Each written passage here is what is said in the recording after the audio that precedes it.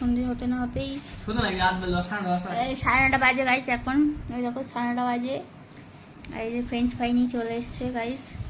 এর বাইরের খাবার খেয়ে খেয়ে এত মানে বাইরের খাবার খাওয়া ধরেছে কি বলবো গাইস, এত বাইরের খাবার ধরেছে। এবার তাড়াতাড়ি খুব শীঘ্রই হসপিটালে ভর্তি। এই দেখো খাবার নিয়ে পুরো বসে পড়েছে। এখন বসে পড়েছি, পড়াশোনা হয়ে গেছে আমাদের। গাইস ফ্রেঞ্চ ফ্রাইটা খুঁজে দাও গাইস। গাইস দেখো 4 10 টাকা। গাইস এটা খাওয়া যাক। গাইস দেখো ফ্রেঞ্চ ফ্রাই দেখো গাইস। বড় নরম ভাত বাজে।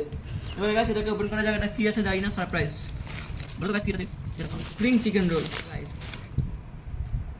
গাইস এর পিছনে এত তেল গাইস, সেগুলোকে আমরা তেলটাকে আমরা চাপ গরম করে দেব। এরকম পুরো চাল তেল হয়ে গেছে গাইস।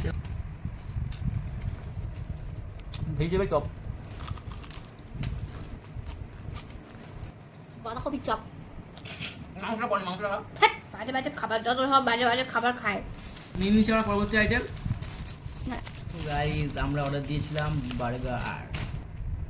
গাইস দেখো আছে টমেটো, শসা, পেঁয়াজ, আর ভিতরে চিজ লোডেড আছে, আর ভিতরে একটা চিকেন আছে। বার্গার টেস্ট করার পালা, দেখি কিরকম খেতে।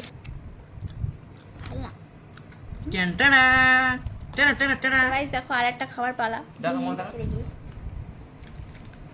হাল্লা হাল্লা খাবেন না, বাইরে খাবার খেও না, শরীর খারাপ করবে। চলে এসেছে আমরা চিকেন র‍্যাপ, লাস্ট আইটেম। এটাকে এটা পুরো রোলের মতোই খেতে, কিন্তু নাম হচ্ছে চিকেন র‍্যাপ। এটাকে এখন আনবক্সিং করা যাক।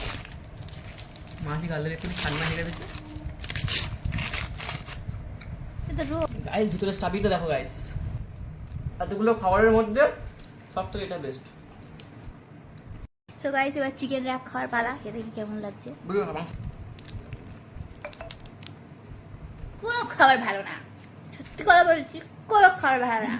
আর যাচ্ছে তাই খাবার এদিকে খায় যেতে বাড়িতে প্লেন রান্না করে ভাত খাওয়া, একদম শোনা বাইরের খাবার শরীর খারাপ করবে।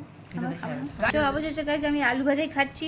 এর নামে ফ্রেঞ্চ ফ্রাই, কিন্তু এই আলু ভাজাই নাম। ভদ ভাজা আলু ভাজা, ভদ ভদি। মানে বলতে সহজ দিদি। হ্যাঁ না এটা কথা বলছি, মামাটা ভদ ভাজা আলু ভাজা, যেটা একদম যাচ্ছে তাই খেতে। এর নাম আবার ফ্রেঞ্চ ফ্রাই।